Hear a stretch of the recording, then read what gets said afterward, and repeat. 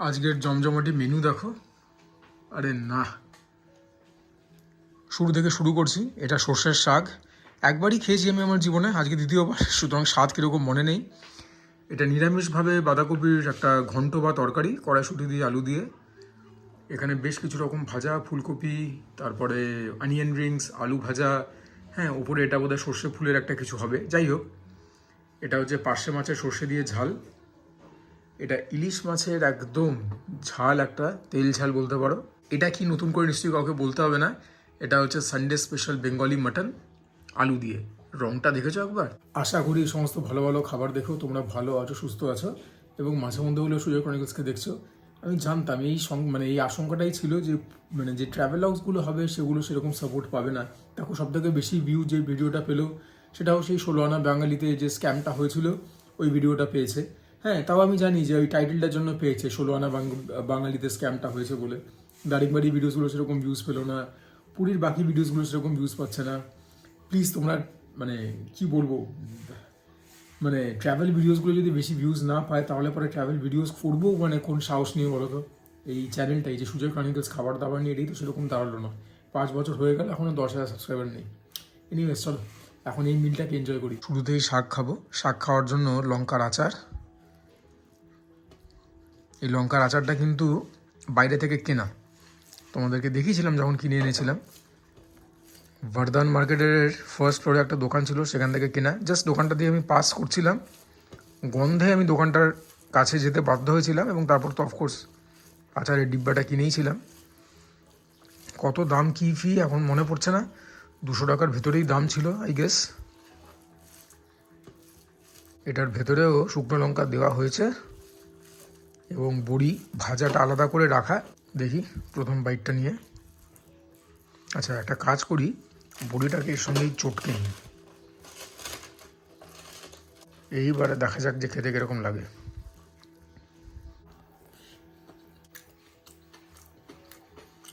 খেতে ভালো।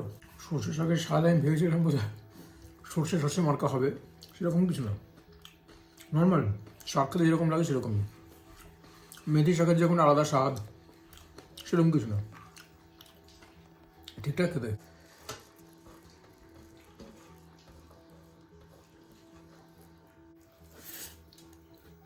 এটা দিয়েও খাই।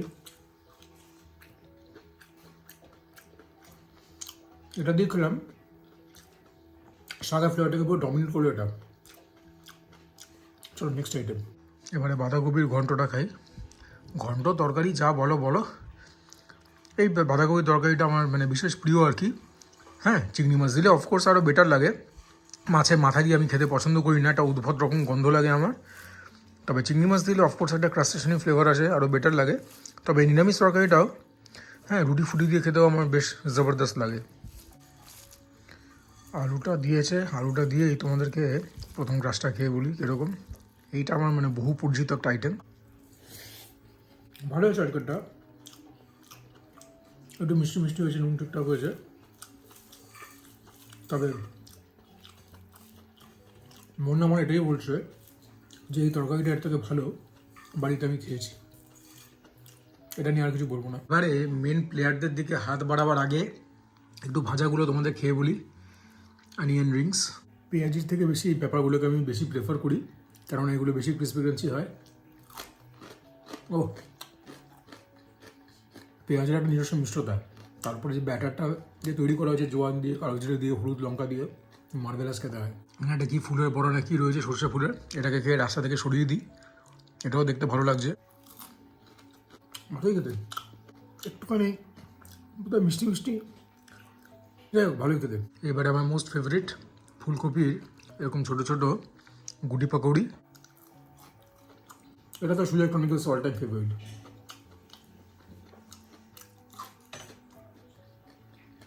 তবে ফুলকপিগুলো যত ছোটো হয় খেতে তত বেটার লাগে, বড় হলে পরে ক্রিস্পি ক্রাঞ্চি ব্যাপারটা চলে যায়। পরে রইল আলু ভাজা। আলু ভাজাতে হাত লাগাচ্ছি এবার। প্রথমে কোনটা খাই বলো, পার্শে খাই না ইলিশ খাই? যখন পার্শেটা আগে রয়েছে চলো এটাই খাই। তোমরা আগের দিন দেখেছো ভিডিওটা পার্শে মাছ কেনার, 600 টাকা করে কিলো।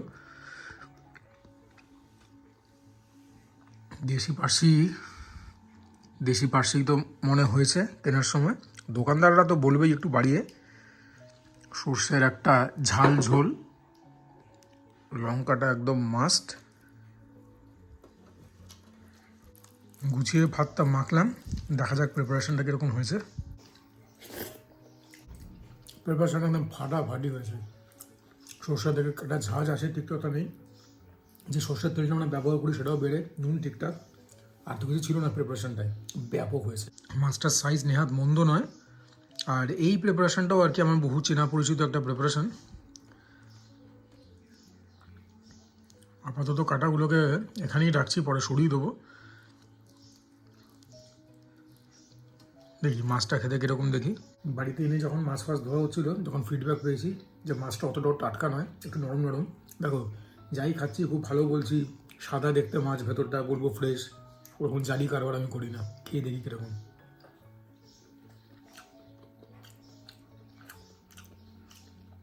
স্বাদ আছে, ঠিক আছে, একদম টাটকা না হলেও একদম মুখে দেওয়ার মতো বা পাতে দেওয়ার যোগ্য নয় সেরকম নয়। সুতরাং মাছ কিন্তু আমি বলবো মোর দ্যান অ্যাভারেজ। মাছ দিয়ে একটা গ্রাস নিই, ঝোলটা খুবই ভালো হয়েছে। আর খালি আমি ভাবছি এটা যে এই মাছটা অতটাও ফ্রেশ নয়, যদি ফ্রেশ হতো তাহলে এটা স্বাদ না জানি কীরকম হতো। আহা, একদম পরাণ জুড়িয়ে গেল, ভালো হয়েছে এটা। এইবারে আলু ভাজাতে হাত দিলাম, আর এখান থেকে একটা শুকনো লঙ্কা ভাজাও নেব। ঝালটা একটু বেশিই খাই, হ্যাঁ কি বলো? আগে তো ঝাল ঝোল, তার উপর আবার শুকনো লঙ্কা নিচ্ছি, কাঁচা লঙ্কাও মেখেছি। রান্নাতে তো শুকনো লঙ্কা গেছেই পুরো।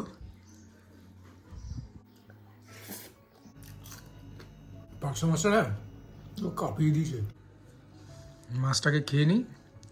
যতটা বাজে ভেবেছিলাম ততটা বাজে নয় মাছটা, এবং মাছের ঝোলটা জাস্ট মারকাটারি হয়েছিল। মাছের ডিমটা একটুখানি গলে গলেই গেছে, ওই যে মানে এই কথাটাই বলা হচ্ছিল যে মাছের পেটটা অতটা ফার্ম নয়, তো এই হচ্ছে সেই ডিমের অবস্থা আর কি। শক্ত টক খেতে একরকম লাগে, গলে গেছে, স্বাদটা একটুখানি পড়ে গেছে। এবার নেক্সট আইটেম, এইবারে ইলিশ বাবাজির পালা। সরস্বতী পুজোর দিন ভাজা খেয়েছিলাম, তখনই ফ্লেভারটা অতটা আমার ভালো লাগেনি। দেখি আজকে কীরকম লাগে। একদম ঝাল, প্লেন অ্যান্ড সিম্পল। রংটা একবার দেখো, লাল টুকটুকে, তেল ঝাল বলতে যা বোঝায় আর কি। Very rich, very decadent. রোজ রোজ খাবার জন্য একদমই উপযোগী নয়, তবে সপ্তাহে একদিন, 2 সপ্তাহে একদিন এরকম রিচ খাবার মোর দ্যান ওয়েলকাম, প্রোভাইডেড তোমরা ভালো করে বাকি দিন ডায়েট ফলো করো, ওয়ার্কআউট করো। আমি কিন্তু করি, ঠিক আছে।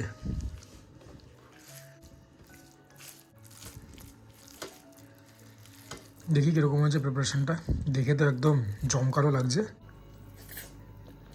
ঝোলটা নুন ঠিকঠাক, ঝাল 16 আনা হয়েছে, কিন্তু একটা ইলিশ মাছের প্রিপারেশন খাচ্ছি, সেই যে একটা গন্ধ, একটা স্বাদ ইলিশ মাছের, সেটা একদম মিসিং। Very concerning. মাছটা তোমাদেরকে টেস্ট করি বলি কীরকম। হ্যাঁ, এরকম উল্টাপাল্টা কাজ করবো না, দেখো কত ফ্রেশ হ্যান ত্যান, যেটা হবে একদম সোজা সাপটা বলবো।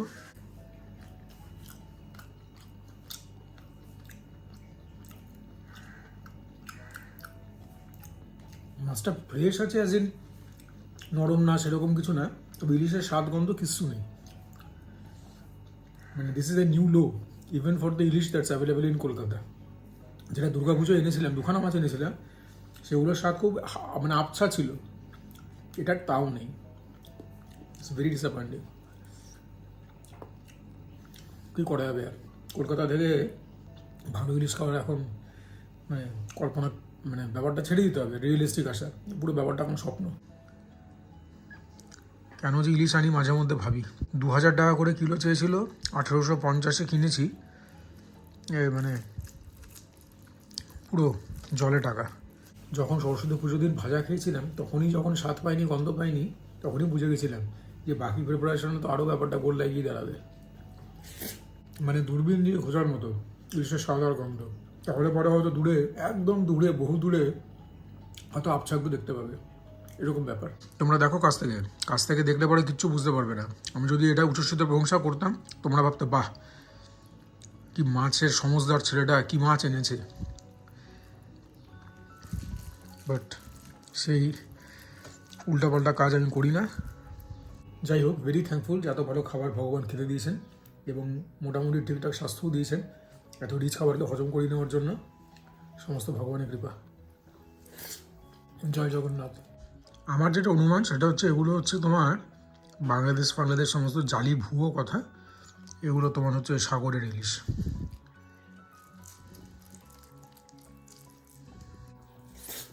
ইলিশের পাট চুকিয়ে নিই, মাটন এখনও পড়ে আছে, মাছটাকে নামিয়ে নিই, তারপরে মাটন নিয়ে আবার দেখা হবে। অবশ্য ডিম খাওয়াটাও একটা ব্যাপার, এটাও তোমাদের সঙ্গে শেয়ার করব। যাই হোক, ইলিশ মাছের এই জায়গাটা খেতে কিন্তু মজা। এই মাছের স্বাদ নেই তো এই মাছ অতটা মজা লাগবে না, তবে তুলনামূলক এই জায়গায় কাঁটাটা তো কম থাকে, সেই পার্সপেক্টিভ থেকে খেতে মজা।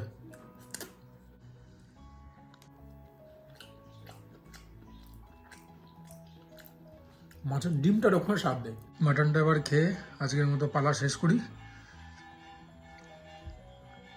মাটন তো রয়েছে অনেকগুলো, এখন কটা খেতে পারবো জানি না। আলুটা নিয়ে নিই, হ্যাঁ, এরপরে যেরকম যেরকম লাগবে নেব। বাস ঠিক আছে, আর তো মাটন খাওয়ার মতো আমার ক্যাপাসিটি এখন নেই।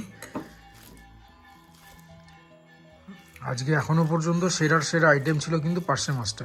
অ্যাকচুয়ালি ইলিশের ঝোলটাও খুব ভালো হয়েছে, তবে স্বাদ তো মাছের কিছু নেই। তো মাছের স্বাদ না থাকলে আর কি হবে বলো তো। ইনফ্যাক্ট ওটা যে ইলিশ খেলাম বলতেও আমার কীরকম একটা লাগছে। যাই হোক, এখন তো মাটন আছে পাতে, রেওয়াজি খাসি, এই ব্যাপারটাকে জাস্ট এনজয় করি। ওহ, একবার মাটনের রং দেখো, রং দেখেই তো ইলিশের দুঃখ ভুলে গেলাম। হ্যাঁ, এরকম লাগছে বলো তো রংটা, মুখের হাসি চওড়া হতে বাধ্য। Man of the match change, এই হচ্ছে ম্যান অফ দ্য ম্যাচ। ব্যাপক হয়েছে। ঝালটা একটু হলে খুশি হতাম, নুন ঠিকঠাক, টক ঠিকঠাক, মিষ্টি পড়ে না, মাংস সুপিরিয়ার কোয়ালিটি, আর কি দরকার বলো তো। আমাদের এখানে এখন 920 টাকা করে কিলো। এই সরস্বতী পুজোর আগে আবার দাম বেড়ে গেল, 900 টাকা করে চলছিল। But boy the quality is absolutely heavenly. আলু, চন্দ্রমুখী আলু সুসিদ্ধ হয়েছে বলতে পারবো না, একটু সেদ্ধ হলে ভালো হতো। যাই হোক, আলু দিয়ে মাংস দিয়ে একটা গ্রাস নিতে হবে।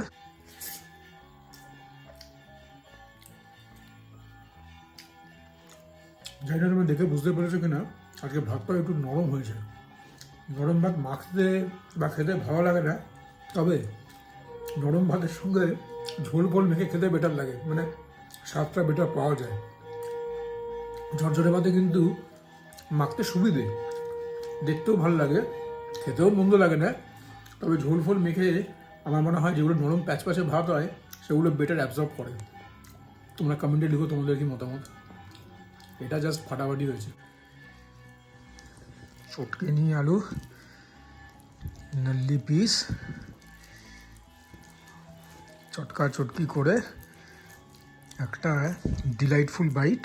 রোববার দিন একটুখানি খাসির মাংস না হলে মনে হয় না না যে রোববার হলো বলে। এটাই একটা বাঙালিদের দোষ, খেয়েই গেল যাত্রায়।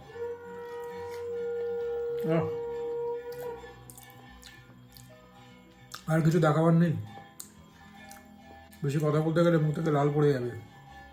এনিওয়েজ, ভিডিওটাকে এখানে এন্ড করছি। যদি ভালো লাগে please consider liking the video, চ্যানেলটাকে সাবস্ক্রাইব করবে, share my content with as many people as possible, তোমরা কমেন্ট করবে।